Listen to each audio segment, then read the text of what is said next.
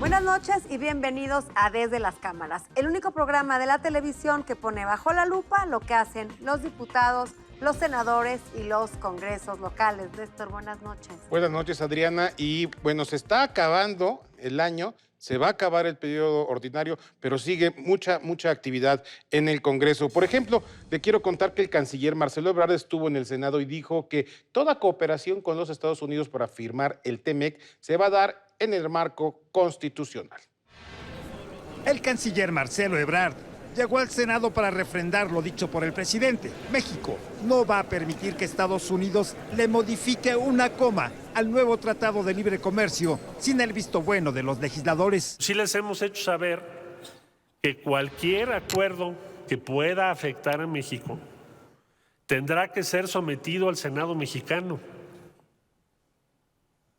y tendrá que ser autorizado de manera previa al Ejecutivo. Cualquier documento, cualquier obligación jurídica que vaya a asumir el Estado mexicano será consultada con ustedes antes y será sometida a su consideración como es debido de acuerdo a la Constitución de la República. Durante más de 4 horas explicó que la aprobación va por buen camino y rechazó tajantemente que México se haya precipitado al ratificar hace meses el acuerdo comercial. El secretario de Relaciones Exteriores también fue enfático en el tema de seguridad. Refrendó que catalogar a los cárteles mexicanos como organizaciones terroristas en nada ayuda a México, ni tampoco a Estados Unidos. México no vería con buenos ojos esto y que una designación de esa naturaleza provocaría que se debilite la cooperación entre ambos países. ¿A qué aspiraríamos entonces?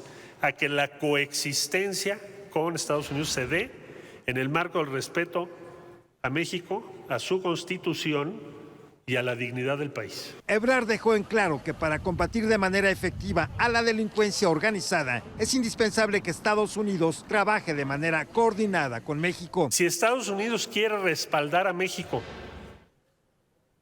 para la batalla que estamos dando, que están dando las autoridades correspondientes y los gobiernos de los estados y los gobiernos municipales y las fiscalías en contra de la delincuencia, que reduzca el tráfico ilícito de armas hacia México. Esa es la mejor manera de ayudar a México, no designando organizaciones como si fuesen terroristas. Gerardo Segura, Azteca Noticias.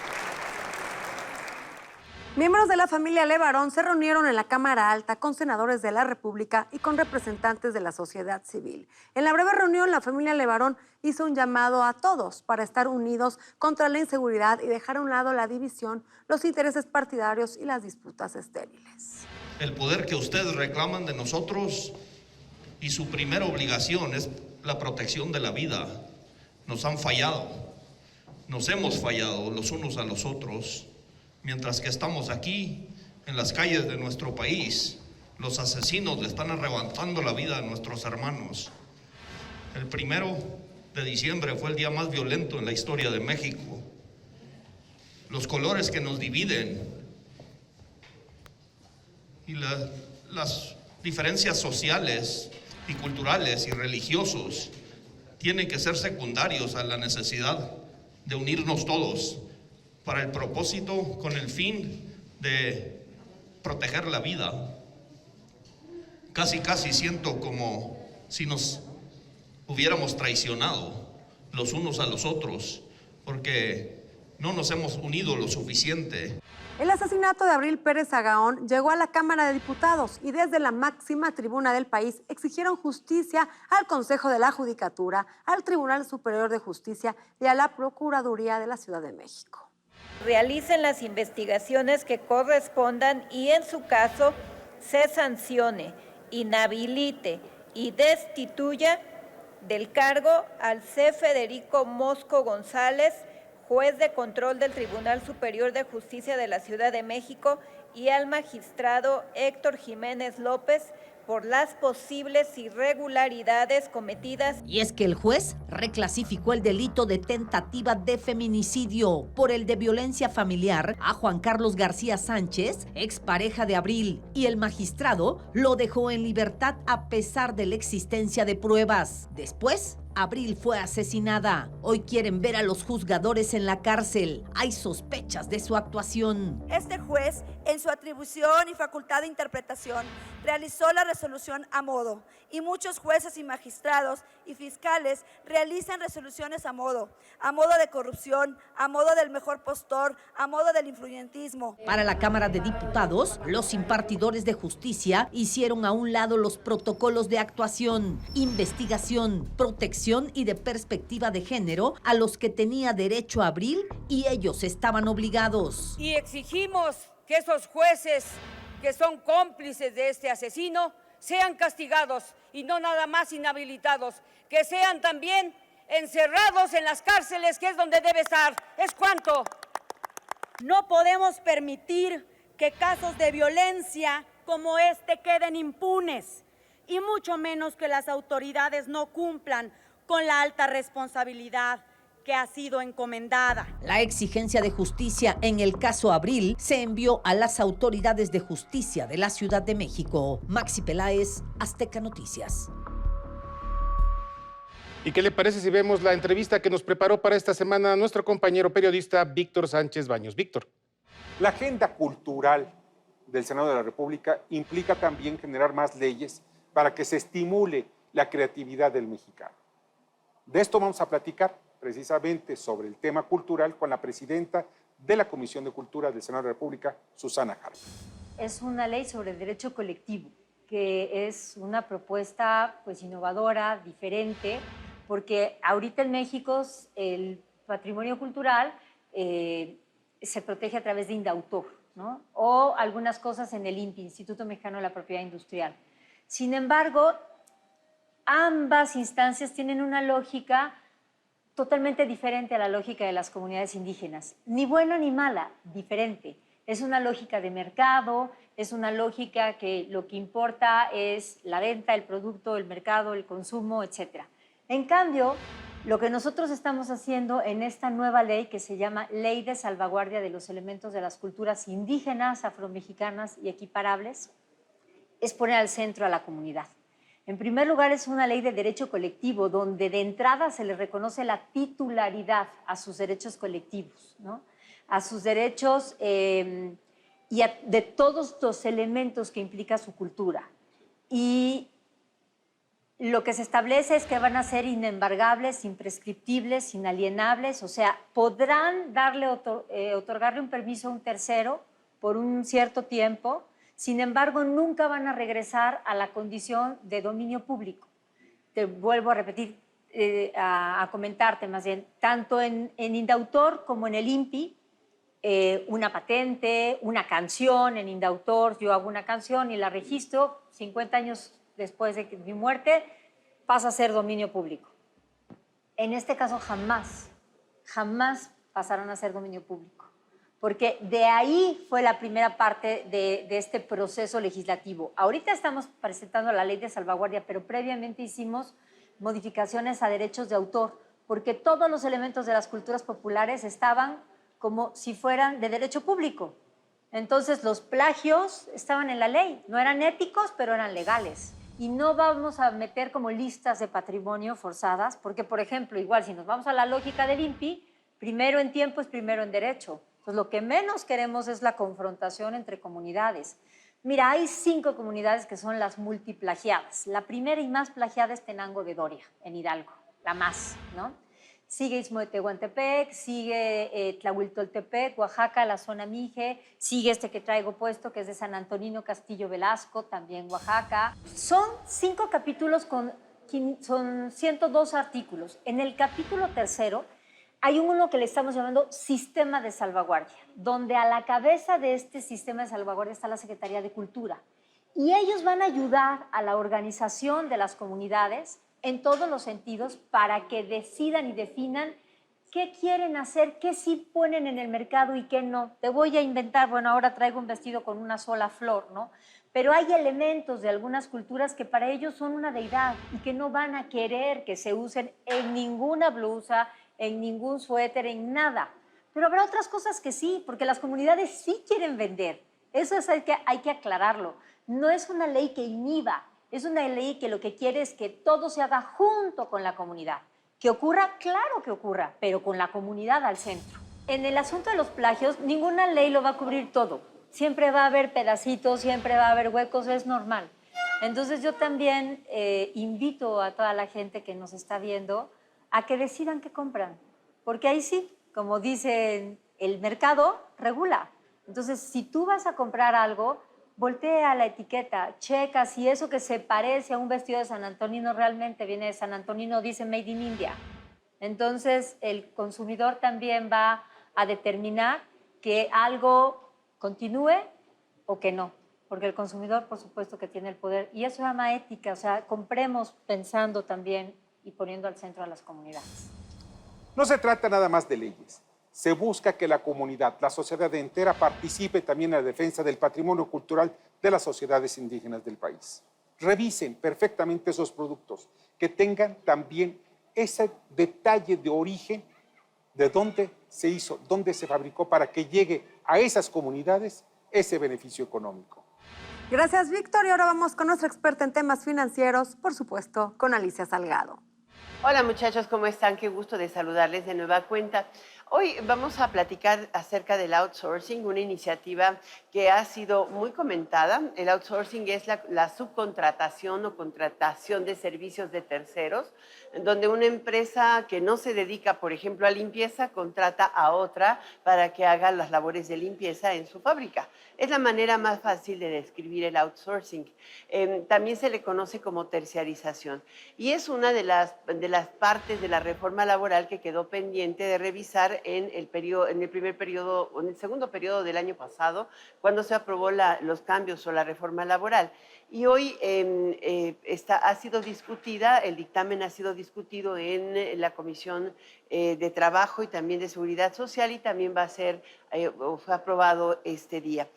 El tema es que ha generado una fuerte reacción en el sector privado, porque se considera que esta iniciativa, además de que al modificar el artículo 15A, 15B, 15D, 15C de la Ley Federal del Trabajo, todos estos, hay algunos añadidos más, lo que hacen es reconocer la necesidad, sí, de que la tercera empresa que hace el servicio preserve las condiciones de seguridad y también de pago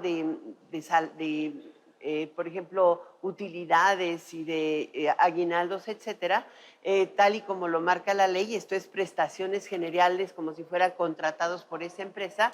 Y la otra es que de pronto, si el tercero no cumple, el patrón que contrata, digamos, el contratista de los servicios, tendría que ser obligado solidario del incumplimiento del otro. Y si consideras hoy que también se está incluyendo o se incluyó en los ordenamientos fiscales que el no pago de las cuotas de seguridad social o de las prestaciones sociales pudiera ser equiparable a evasión fiscal, pues evidentemente el efecto de criminalización que conlleva ha generado una fuerte reacción entre el sector empresarial mexicano. El Consejo Coordinador Empresarial demandó que pudiera ser detenida la iniciativa y discutirla abiertamente en foros públicos. Sin embargo, digamos que esta si bien reúne 5 iniciativas, la que pesa en el dictamen es la última, que nadie conocía, que es la que envió el senador Napoleón Gómez Urrutia, y de ahí que se ha considerado una especie de albazo, porque ahí es donde justamente tiene estos artículos adicionales que criminalizan el no cumplimiento de parte de los contratistas o terceros, y generan esta especie de solidaridad patronal que evidentemente pesa sobre el costo de operación de las empresas.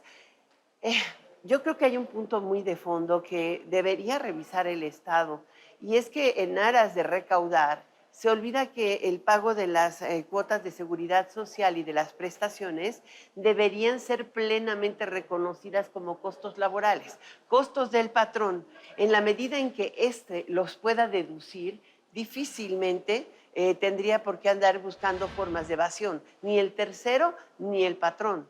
El problema es que desde siempre, desde el momento en que eliminaron la posibilidad de que estos sean deducibles de los costos operativos, pues es una doble carga impositiva para el patrón. Esa es la única realidad. De ahí que estas discusiones van a generar muchísima polémica hacia adelante y sobre todo por lo que les digo, el tema de la criminalización que conlleva.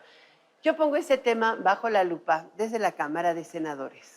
Y esta noche nos acompaña aquí en el estudio de Desde las Cámaras el diputado Eduardo Santillán de Morena, quien nos va a platicar sobre la ley Olimpia. ¿Qué tal, diputado? Buenas noches, ¿cómo estás? Adriana, qué gusto saludarte. Pues evidentemente esta semana ha sido muy intensa en el Congreso y aprobamos una ley que se ha denominado Olimpia. ¿Por qué Olimpia? Cada vez hay más agresiones de difusión de videos, de porno videos por venganzas o por bullying, en donde han afectado vidas al grado de que muchos hasta se han quitado la vida por ese tipo de bullying y de venganzas, en donde difunden videos pues que pudieran ser con desnudos o pornográficos o de cierta forma videos íntimos. Así es, mira, en primer lugar hay que considerar que el fenómeno denominado sexting, que es el compartir una imagen desnudo o de alguna actividad sexual, pues forma parte del ejercicio de los derechos sexuales, evidentemente. Eso se salvaguarda, se protege. Lo que estamos sancionando es que se tomen sin el consentimiento de la persona o que se difundan sin el consentimiento de la persona. Una pareja tiene todo el derecho a compartir una imagen y cada vez se vuelve una práctica más recurrente. Nada recomendable. Nada recomendable. O incluso el sexting tiene una serie de reglas básicas, ¿no? Por ejemplo, nunca mostrar el rostro, una serie de medidas de seguridad si se quiere utilizar esa práctica. Lo que debemos de garantizar es que efectivamente, primero, nunca se tome sin el consentimiento.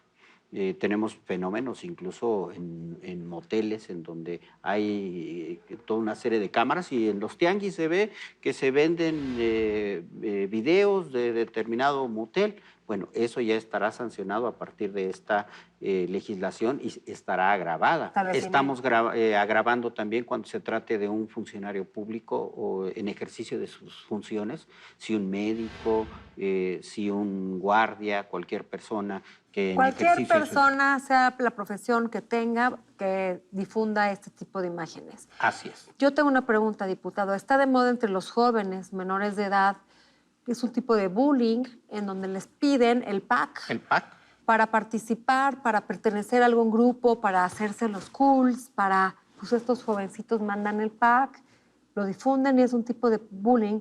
Pero bueno, son menores de edad y entra dentro de el bullying que no es delito mayor.